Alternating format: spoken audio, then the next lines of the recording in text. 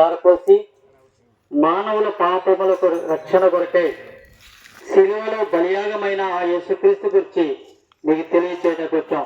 ప్రియులారా, ఈ భూమి మీద మానవుడు సృష్టించిన ప్రతి దానికి కూడా వారంటీ గ్యారంటీలు ఉన్నాయి.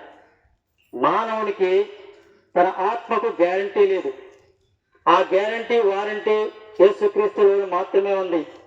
ఎవరైతే యేసుక్రీస్తుని నమ్మి తన సొంత రక్షకుడిగా అందిస్తారో వారికి గ్యారంటీ ఈ లోకంలోనూ పరలోకంలోనూ కూడా. మానవుడు బ్రతికినంత కాలము కూడా తన జీవితంలో అనేక సంపదలు సంపాదించుకుంటున్నాడు, కానీ పరలోక రాజ్యానికి వెళ్ళటానికి మాత్రం సంపాదన లేదు. మానవ జీవితంలో ఎటువంటి ఆధారాలు లేకుండా బ్రతుకుతున్నాడు. మానవుని కొరకు అనేకమైన మార్గాలు ఎంచుకుంటున్నాడు పరలోక రాజ్యం వెళ్ళటానికి, కానీ ఏ మార్గం లేదు.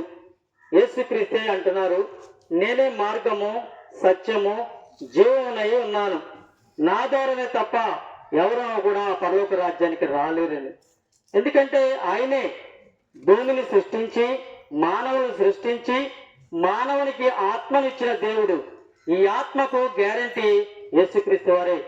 ఈ ఆత్మను రక్షించడానికి గ్యారంటీ ఇచ్చింది యేసుక్రీస్తు వారే. ఆయన రక్తములను మాత్రమే పాప క్షమాపణ ఉంది.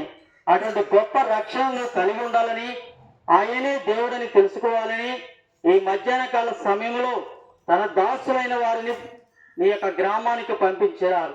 నువ్వు ఎవరైనప్పటికీ కూడా, నీ యొక్క జీవితం ఎటువంటిదైనప్పుడు కూడా, ప్రభువా నేను పాపని ఒప్పుకుంటే నీ పాపములను క్షమించి ఆయన బిడ్డగా చేసుకుంటాడు. అట్టి కృపలకు నిన్ను పాత్రగా చేస్తారు.